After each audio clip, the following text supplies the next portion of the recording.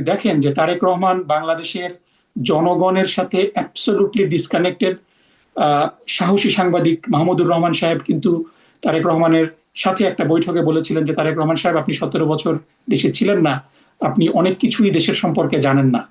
তিনি খুব মানে গর্ব ভরে এটা রিফিউট করে বলেছিলেন যে আমি সব খবরই রাখি। কিন্তু আপনি দেখেন যে আমরা তারেক রহমান সাহেব লন্ডনে থাকতে খুব ইমপ্রেসড হয়েছিলাম, যে মনে করেছিলাম যে উনি অনেক কিছু শিখেছেন লন্ডনে 17 বছর।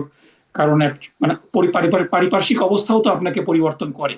কিন্তু আমরা দেখেছি যে ওই জুম স্ক্রিনের পিছনে স্ক্রিপ্টেড কথাবার্তা, মাহদি আমিন সাহেবের লিখে দেওয়া কথা যখন পড়ে ভার্সাস যখন আনস্ক্রিপ্টেড স্টেজে গিয়ে কথা বলে, এটা কিন্তু তার মুখোশটা আস্তে আস্তে উন্মোচন হচ্ছে। মানে এমন ডিসকানেক্টেড কথা, তিনি চট্টগ্রামে গিয়ে বললেন যে চট্টগ্রামকে বাণিজ্যিক রাজধানী ঘোষণা করবেন, তিনি জানেনই না যে চট্টগ্রাম বাণিজ্যিক রাজধানী আছে।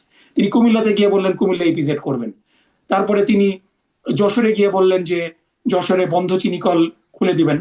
আজ পর্যন্ত মানুষ খুঁজতেছে যে যশোরে কোথায় কোন চিনিকল বন্ধ হয়ে গিয়েছে। তিনি দিনাজপুরে গিয়ে বললেন যে দিনাজপুরে তিনি আমের জন্য কাজকর্ম, অথচ দিনাজপুরের তো আমের জন্য দিনাজপুরে কোনো অসুবিধা নাই, দিনাজপুর তো লিচুর জন্য বিখ্যাত।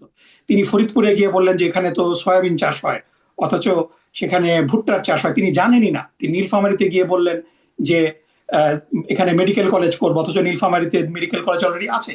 তো এইভাবে যে জনগণের মানে মানে বুঝলাম যে তিনি বাংলাদেশে ছিলেন না। তার যে এত হাই প্রোফাইল উপদেষ্টা পরিষদ, তার আশেপাশে নাকি এত বিরাট বড় সাইমুম পারভেজরা আছে, কিন্তু তারা গুজব আহ, সৃষ্টিতে ব্যস্ত। তারা ইভেন মানে এতটুকু সময় তারা ব্যয় করছে না তারেক রহমানের বক্তব্যটাকে ঠিক করে দেওয়া।